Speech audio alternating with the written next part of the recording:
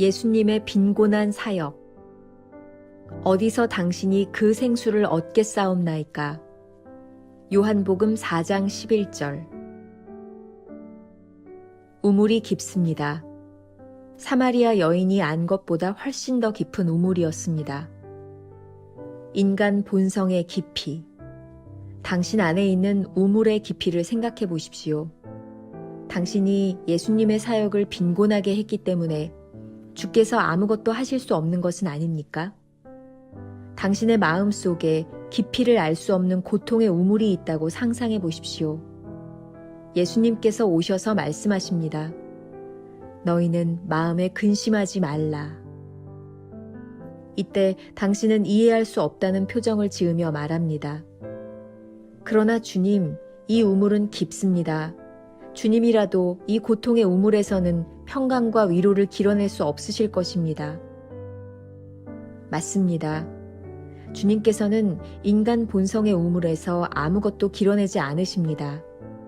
그러나 위로부터 생수를 길어내실 수 있습니다. 우리는 주님께 부탁할 영역을 제한했던 것을 기억하면서 여전히 전능하고 거룩하신 분을 제한합니다. 그러나 예수님의 제자로서 우리는 하나님의 전능하심을 필요로 하는 그 일이야말로 주님께서 하실 수 있다고 믿어야 합니다. 주께서 전능한 분이심을 망각하는 순간 우리는 주님의 사역을 빈곤하게 하는 것입니다. 주의 사역이 빈곤하게 되는 이유는 우리의 불신 때문입니다. 우리는 주님으로부터 위로와 동정을 원할 뿐 그분을 전능자로 믿으려고 하지 않습니다. 우리 중에 형편없는 그리스도인들이 그토록 많은 이유는 전능하신 그리스도를 알지 못하기 때문입니다. 우리들 대부분은 그리스도인으로서의 겉모습과 경험은 있지만 아직 예수 그리스도께 철저하게 자신을 내려놓지 않았습니다. 그러므로 어려운 상황이 오면 주의 사역을 빈곤하게 합니다. 그렇지, 이거 보라고. 주님도 아무것도 할 수 없으시잖아. 그리고 깊은 우물에 내려가 자신의 힘으로 물을 길어보려고 애씁니다. 결국 이것은 원래부터 불가능한 일이었어 라고 체념한 후 안주합니다. 이러한 불신앙의 자리에 머물지 않도록 주의하십시오. 주님을 바라보면 그 일이 이루어질 수 있다는 것을 믿으십시오. 분명히 당신의 미완성의 우물은 깊습니다. 그러나 우물을 보지 말고 주님을 바라볼 수 있도록 노력하십시오. 첫 번째, 빈곤함. 오늘 말씀의 제목이 예수님의 빈곤한 사역이라고 되어 있는데 실제 의미는 주님의 사역을 빈곤하게 만드는 우리라고 해야 맞을 것 같습니다. 자, 챔버스의 말로 시작합니다. 주께서 전능하신 분이심을 망각하는 순간 우리는 주님의 사역을 빈곤하게 하는 것입니다. 주의 사역이 빈곤하게 되는 이유는 우리의 불신 때문입니다. 우리는 주님으로부터 위로와 동정을 원할 뿐 그분을 전능자로 믿으려 하지 않습니다. 오늘은 예수님을 바라보며 생수를 가져다줄 능력이 없어 보인다라고 말하고 있습니다. 이 여인에게 예수님은 왜 그렇게 절망적으로 느껴졌을까요? 아마도 깊은 우물만큼이나 자신이 깊은 고통을 받고 있음을 생각하고 있지 않았을까요? 지금까지 당했던 고통을 누가 이해하며 누가 해결해 줄 수 있을까? 그녀의 절망은 온전히 자신의 경험에 근거한 것이었습니다. 그렇습니다. 그 깊은 우물에서 건져 올릴 것이 없습니다. 아니, 이 여인의 마음속에 있는 깊은 고통으로부터 어떤 선한 것을 건져낼 수 있겠습니까? 주님의 능력을 믿지 못하는 그녀에게 바로 옆에 계시는 주님은 어떤 힘과 위로도 되지 못합니다. 주님은 하늘로서 내려오는 생수를 말씀하고 계신데 이 여인은 자신이 기를 수 없는 우물을 생각하니 도대체 답이 보이지 않는 것입니다. 이 여인의 빈곤함, 아니 주님의 사역을 빈곤하게 만드는 것은 스스로 주님의 능력을 제한하고 있기 때문입니다. 주님의 거룩하심과 전능하심을 믿지 않고 있기 때문이죠. 돌아가신 하용조 목사님이 쓰신 책 힘은 있을 때 조심해야 합니다.에 보면 참된 힘에 대한 몇 가지의 글들이 있는데 제가 두 가지만 소개하겠습니다. 참된 힘이란 소유하는 것이 아니라 위탁되는 것입니다. 힘이란 일정한 시간에 절대 힘의 소유자로부터 빌려오는 것입니다. 어떤 사람들은 위탁받았던 힘을 끝까지 자기의 영원한 소유처럼 착각하는 사람도 있습니다. 이런 사람일수록 그 최후는 비참하며 그 말로는 허무합니다. 참된 힘은 하나님께로부터 오는 것입니다. 시편 18편 1절에 보면 나의 힘이 되신 여호와여 내가 주를 사랑하나이다 라는 말씀이 있습니다. 그렇습니다. 힘의 원천은 하나님이십니다.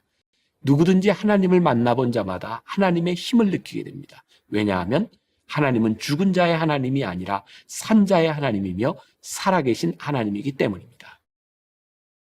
요한복음 14장 1절에 보면 예수께서 제자들에게 너희는 마음에 근심하지 말라 말씀하셨습니다. 그런데 예수님께서 십자가를 지시겠다고 하니 제자들의 마음속에 얼마나 많은 걱정이 찾아왔겠습니까? 부활하실 주님, 부활하신 주님을 믿지 못하니 십자가의 고통과 죽음은 걱정거리일 뿐입니다.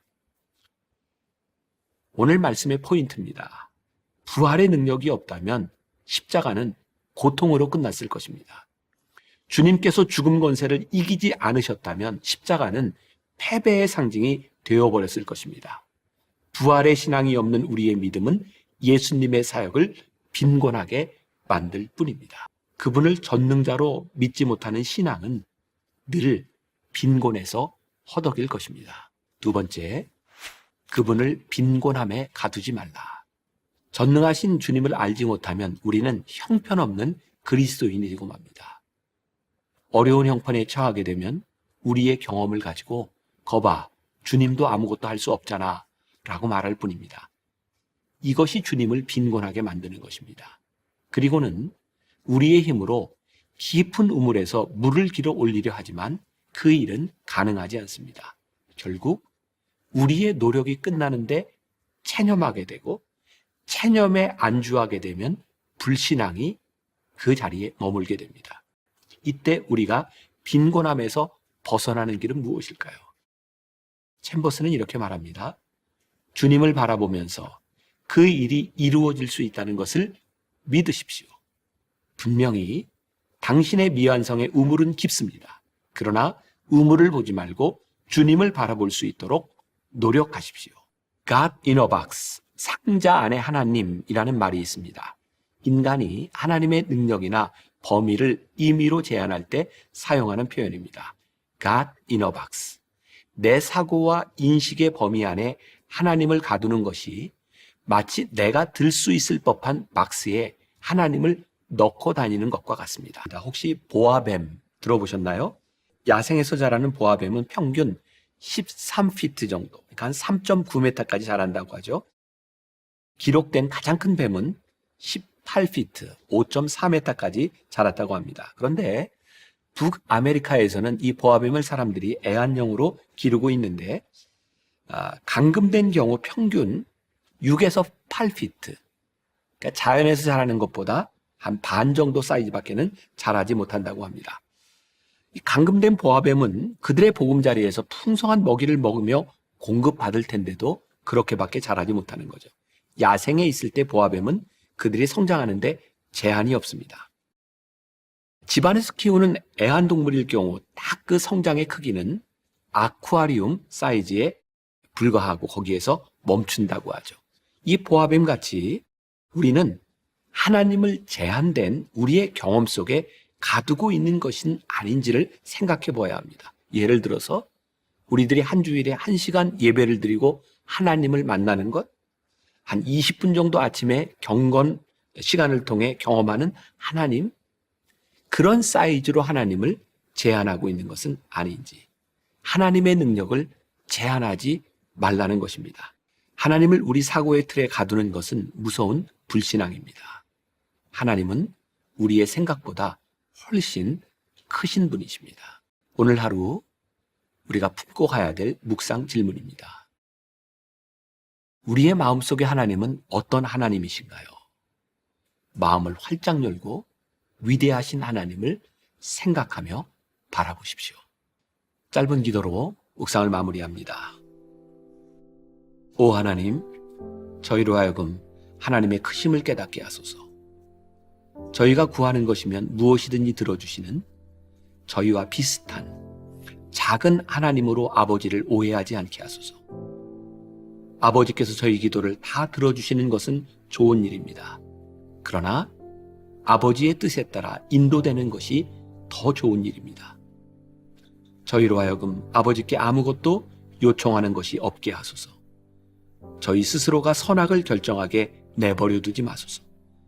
그것이 병이든 굶주림이든 헐벗음이든 아버지께서 하시는 일은 모두 선임을 알게 하소서. 아멘.